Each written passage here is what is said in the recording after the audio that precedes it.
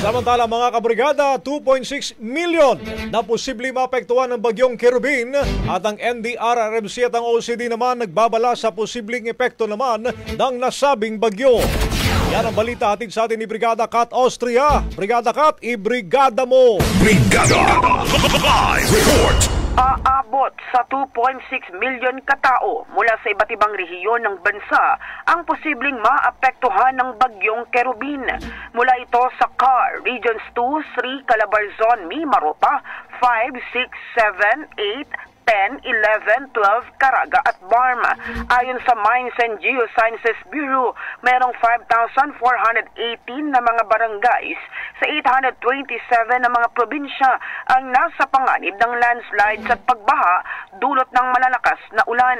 Nagbigay na ng babala ang National Disaster Risk Reduction and Management Council at ang Office of Civil Defense hinggil sa posibleng epekto ng bagyong Kerubin ngayong panahon ng Kapaskuhan. Inalerto na rin ang mga residente at lokal na pamahalaan upang maghanda sa kalamidad. In the heart of changing lives, ito si Brigada Kat Austria ng 105.1 Brigada News sa Manila, the Music News Authority. Brigada Balita Nationwide.